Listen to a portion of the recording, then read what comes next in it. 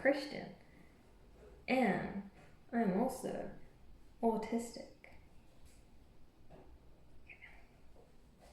It is Autism Awareness Month, so it is a perfect time to be having this discussion. And I think there should be more awareness in the Christian world, in the church, around autism.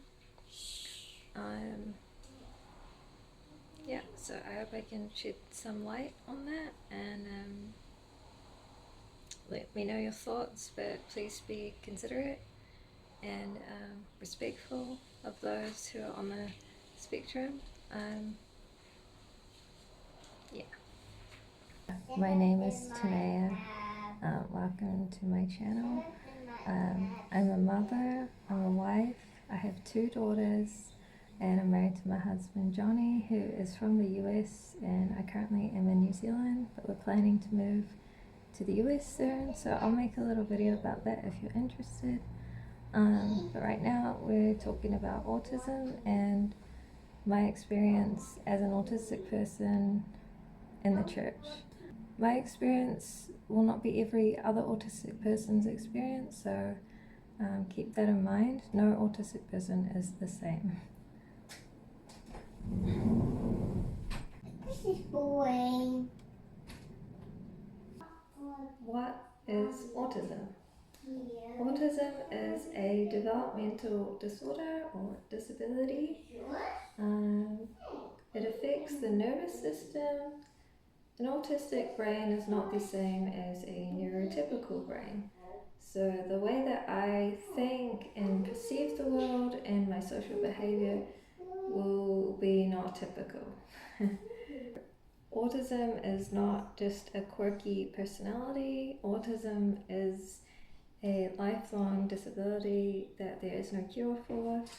I think that autism is a blessing, and if more people understood autism, then we could have a greater, better society. But of course, we are in the world and people are rather insensitive. So as a Christian and autistic person, I find that life before Christ, my experience was rather dim and very isolating. I have assurance of faith in Christ. I'm never alone because God is always with me. So that gives me great comfort as a Christian. I think if you have autism but you don't have a strong faith or a good supportive community, it's really, really hard. So when I was younger, I had visible signs of autism. Because this was around like the mid to late 90s, there wasn't a lot of information available or help and support. Okay, let me help. So I've lived without an autism diagnosis my entire life. It's been really hard not understanding myself and knowing who I am. So I've spent a majority of my life trying to fit into a neurotypical mold and perform at a neurotypical level, not realizing that I actually have a developmental disorder. So even if I try, I cannot perform at the same level as a neurotypical person, and that is okay. I think there's constant pressure on autistic people to perform at a neurotypical level, especially in the church.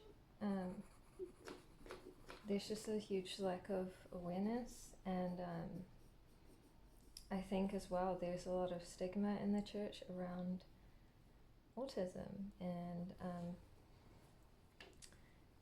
people treat it like a mental illness when it is not a mental illness that can be helped with therapy. Autism is not a disease that can be prayed away.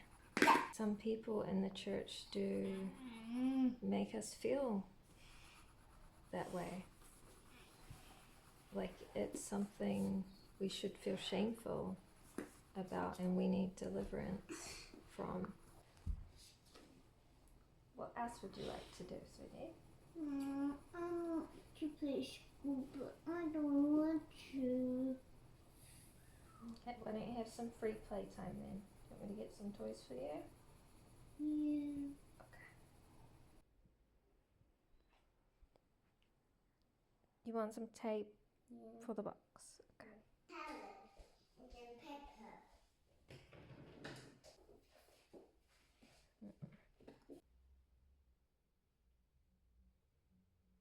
The heart of Christianity is that our character is molded to the image of Christ. And so that's important. I don't believe it's okay to use autism as an excuse for mistreating others.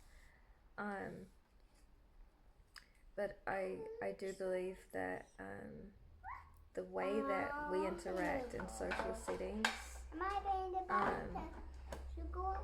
doesn't have to fit a typical mold. And so I think that it's fair to expect a Christian to uphold certain characteristics that are godly and Christ-like. And I think no matter what you deal with in your life, what kind of disorders or illnesses you have, that you should be striving to love others around you.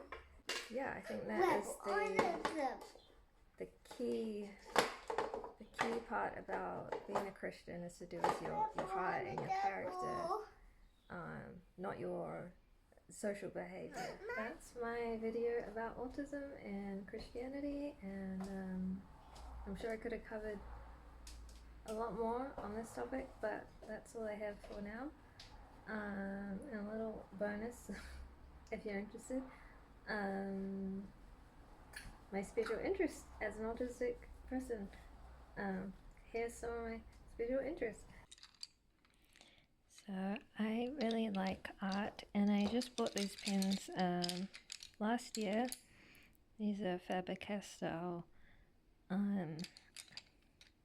polychromos, and I love colors. I love these colors, and I haven't really gotten to use these yet just because I've been so busy as a stay-at-home mom. But I'm really excited when I get a chance to use these and create some art. I'll show you some of my recent art as well. So this is some recent art I drew. However, my wee girl has added to it.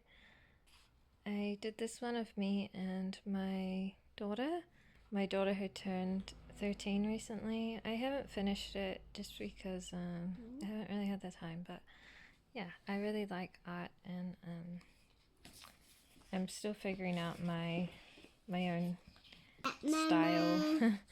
But here's an artist I really like. I just printed this on my printer. Yeah, and this is me. But I would really like to purchase their art. Yeah. I believe they're from Korea. I could be wrong, but yeah. One of my very, very special interests is children's picture books.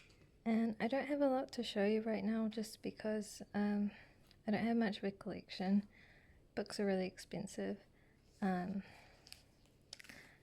But I just adore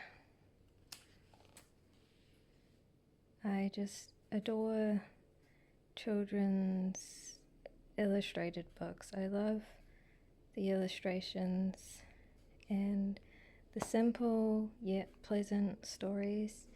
And I hope to someday build up my own collection alongside my daughter's, of course. Yeah. I enjoy photography, and while I don't own a good photography camera right now, it doesn't stop me from taking photos. I mostly enjoy taking photos of my children, of course, and of flowers. I think that flowers are just really stunning, and they have so many beautiful details on them, and I like to capture that. I also use an app that helps identify what the flowers' names are, and I find that really fascinating. I like to learn about things, especially things I'm interested in, of course, like flowers. And I cannot remember the name of this one, but this was really nice flower. These are some of my favorite photos that I've taken of flowers, and I hope to take a lot more. When I was just a little girl, I asked my mother, what will I be? Will I be pretty? Will I be rich? Here's what she said to me. Que sera, sera. Whatever will be, will be. The future's not